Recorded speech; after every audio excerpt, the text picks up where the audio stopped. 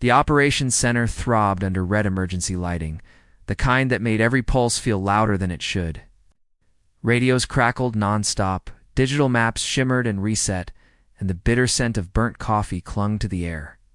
12 Navy SEALs Bravo 6 were trapped somewhere deep inside the Corangle Mountains. In a jagged maze of stone and shadow pilots, referred to as the Devil's Mouth, the last transmission had been brief 8 seconds of static. Then a calm, unmistakable voice. No rescue. We'll hold the line. After that, nothing. No one spoke. No one breathed. The commanding officer slowly lowered his headset, jaw clenched tight. Then a chair scraped against the floor. Major Elaine Kit stood. Her flight suit was half-zipped, her posture steady, eyes locked on the glowing terrain display. Someone muttered under their breath. She can't be serious. That canyon eats jets alive. Elaine didn't raise her voice. Then I'll fly lower than the canyon. The SEAL commander exhaled, shoulders sagging. Even I gave up on that one. Before we continue, make sure to subscribe to Military and Veteran Stories so you never miss these true accounts of courage and sacrifice. And tell us in the comments, where are you watching from today? At 34, Elaine Kit might as well have belonged to another generation. At Bagram Forward Air Wing, younger pilots didn't see swagger or bravado when she entered a room. She didn't boast, didn't snack on sunflower seeds while trading kill count stories. She moved with quiet discipline, measured, controlled, unshakable. When she spoke, it mattered. When she flew, even her critics admitted, the sky seemed to adjust itself around her. Her record was flawless. But her reputation didn't match the Air Force's modern tempo. Some called her overly cautious. Others dismissed her as a technician rather than a warrior. She flew lower, longer, and cleaner than most, but to a generation raised on simulations and screens. That didn't impress them. They joked she was a manual era. Pilot trapped in a digital cockpit, Elaine never corrected them. She smiled the way people do when they know time will separate noise from truth. In the hangar, her presence carried weight without force. Before every mission, she walked the full perimeter of her A-10, fingertips brushing the fuselage like she was checking a pulse. Ground crew swore she talked to the aircraft. Maybe she did. To Elaine, the Warthog wasn't a machine, it was a partner, forged from titanium and stubborn will. If you listen, she once told a mechanic, she'll tell you what she can handle. Most pilots chased speed and spectacle. Elaine chased precision. She believed survival in war came down not to strength, but to rhythm. She'd grown up outside Wichita, Kansas, where the land was flat and the sky endless. Her father, an Army colonel and transport pilot, taught her early that altitude meant nothing if you didn't respect the ground beneath you. Always know where home is, said, no matter how high you climb. But it was the crop dusters that captured her heart, pilots flying so low the wheat brushed their wings. She watched them for hours. One summer, she convinced a pilot named Earl to take her up. He taught her how to ride thermals, how to feel the air instead of fighting it. When they landed, he looked at her and said, "You're not afraid of heights. You're afraid of wasting them." That instinct carried her through flight school at Laughlin Air Force Base. She wasn't the fastest. She wasn't flashy. But instructors remembered her. You don't fly the A-10, one trainer said. You wear it. Respect came slowly. Early in her career, she was passed over for combat slots in favor of louder, more aggressive pilots. Whispers followed her that her father's name opened doors. Elaine ignored it. She had nothing to prove to pilots, only to the soldiers she would someday protect. Her defining moment came during Operation Gatefire. 5 years earlier, 2 friendly jets were crippled by anti-aircraft fire during a violent storm over northern Afghanistan, which comes down in visibility near zero. Command ordered an abort. Elaine refused, using lightning flashes as navigation. Points in terrain she'd memorized by heart. She guided both damaged aircraft home. When asked how she did it, she said simply, "The storm showed me the way." That was the night she earned the call sign Storm Allura, the pilot who didn't flee chaos, but rode it. She hated the nickname. Fame embarrassed her. Silence suited her better. In fighter culture, humility was mistaken for weakness. In the months before Corangle, she was quietly assigned to low-priority overwatch and training flights. One trainee scoffed during a briefing. "She's good at flying straight lines." Few laughed. Elaine didn't react. She was watching wind data, already planning ahead. That night, she stayed alone in the hangar, long after others left. Her A-10 tail number 811 rested under dim lights. Scarred but alive, she traced its dents and scorch marks, each one a promise kept. "You and me, Ripjaw," she whispered. "We're not done yet." She named it after the GU-8 cannon, not for destruction, but precision. The A-10 wasn't sleek or fast. It was slow, loud, and relentless, like her. Inside her locker, a photo was taped to the door lane beside her father, AC-130 behind them. Below it, his handwriting read, "Never fly higher than your heart." So, when the Corangle alert sounded, when 12 men were marked for death in a canyon, no aircraft dared. Into it was an adrenaline that moved. Her, it was memory. The command tent hummed. With static intention, screens glowed pale blue. One by one, Bravo 6 call signs blinked red, then vanished. "They're pinned here," Colonel Harrow said, marking a deep cut in the terrain.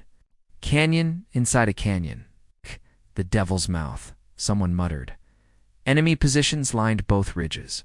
RPGs, mortar, heat seekers. No JTAC signal.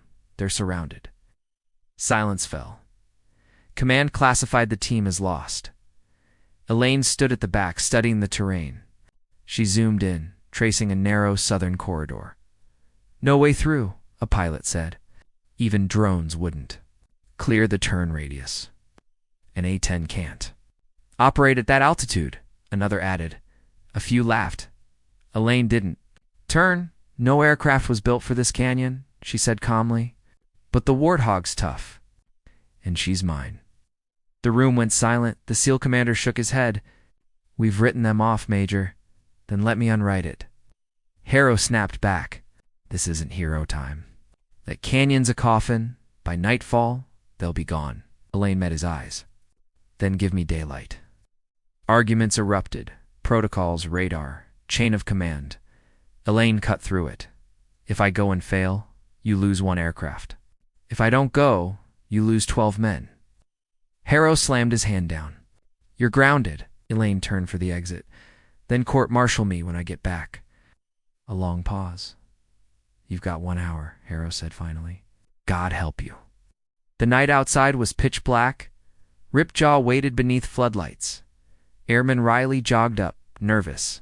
"They say you're really doing it. Looks that way. The canyon's a death trap." "How long you worked on her?" Elaine asked. 2 years. "Then you know she's stubborn." "So are you." She smiled faintly. Riley handed her a patch-black thundercloud. "Silver wings, Stormuller." Elaine pressed it to her sleeve. "Let's make sure it comes back." The engines roared to life. Dust spiraled across the runway in the control tent. Harrow watched the transponder blink, then vanish. "She's gone dark," someone whispered. "No," Harrow said. "She's listening to the storm." Elaine dropped below 300 feet. Then 200. Warnings screamed. She silenced them. The canyon opened like a throat. Stone rushed past. Her voice came through, calm and steady. Below radar. "Give me smoke." Static. Then Bravo 6 copies. White smoke. North Ridge. She saw it. She lined up. 1 breath in. 1 out. The GO-8 roared. The ridge erupted. At base, radar techs stared in disbelief. "She hit it from below," Harrow nodded. "That's Stormuller." Down below, a SEAL looked up just long enough to see Salvation streak past the canyon mouth, silver wings, flashing once before vanishing again. "Asterisk, that's Air Force," he whispered. "God bless that pilot." Elaine yanked the stick back just in time, clearing a sudden rise by a margin too small to measure. A slab of rock the size of a truck scraped past her tail. Alarms shrieked. Hydraulics screamed in protest. "Ripjaw's fine," she muttered. "Don't you quit on me now." Her displays exploded with warnings, engine heat surging, pressure bleeding away, systems flickering. She ignored them all. Ahead, fresh enemy signatures flared to life. 2 technicals tore through a dry riverbed. Mounted guns already tracking toward Bravo 6's last known position. Elaine swung wide across the canyon mouth, then dropped again lower until her wings nearly kissed the sand. The trucks appeared as black silhouettes racing toward the trapped seals.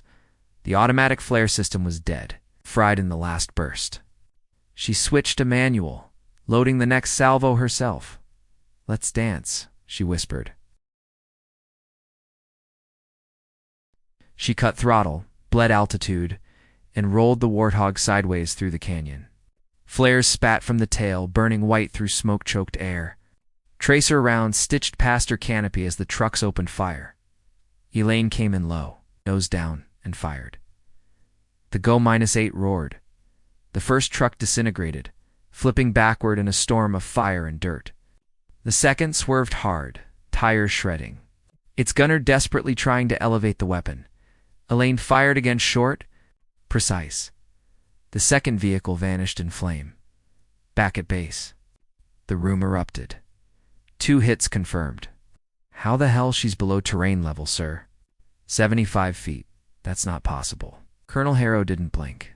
"Record everything. If she survives, this goes straight to the academy." Then the telemetry feed flashed red dot, right engine overheating, hydraulics failing. A communications officer swallowed. "She's losing systems, sir. She can't sustain this." "Don't tell her that," Harrow said quietly, 2 miles away. Inside the drone control trailer, a young operator named Mason leaned closer to his monitor. His MQ-9 had been circling high above the engagement zone, recording everything.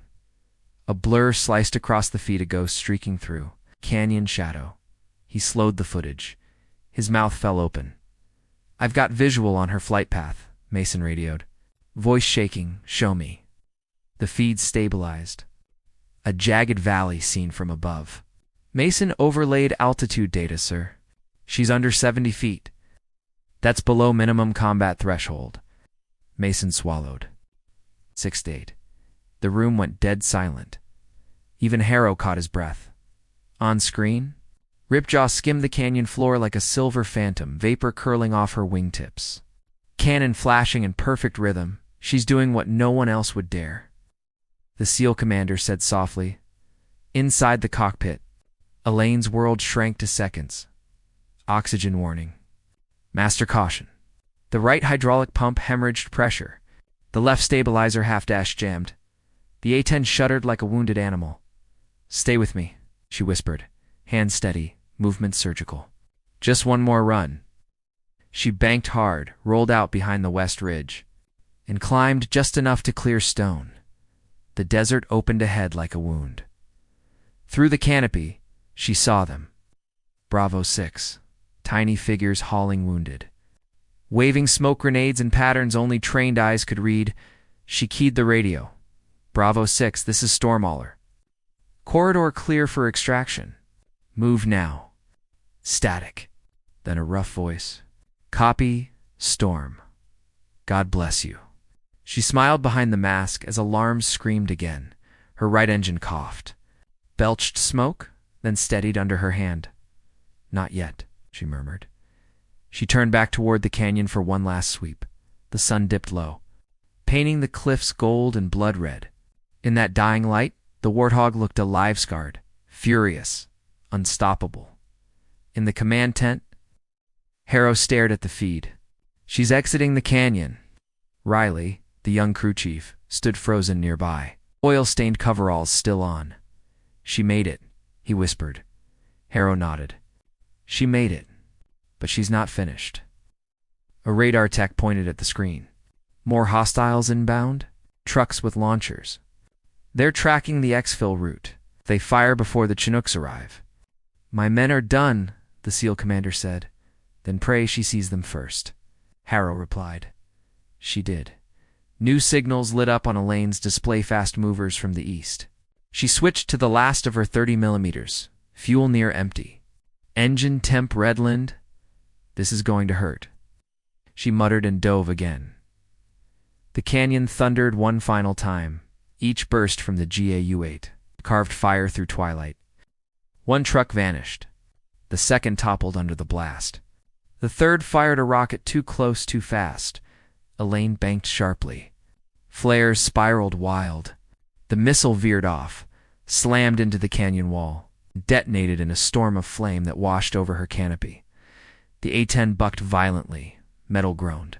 Alarm screamed. She held it. "Bravo 6, you're clear," she said calmly. "Go home." Then silence. The feed froze. Dust and fire filled the screen. Prayers whispered, then a crackle. Command. "This is Stormauler. Canyon secure." Returning to base, cheers exploded. Even Harrow bowed his head, whispering something only he heard. The SEAL commander exhaled, half laughing, half breaking. That woman just flew through hell itself. Riley wiped his eyes. "Sir." "She didn't fly through it." He pointed to the screen as her blip reappeared. Steady and climbing. She owned it, high above the canyon floor, scarred and burning. Elaine Kit guided Ripjaw home. Not as a myth, not as a miracle, but as a pilot who refused to leave 12 lives behind.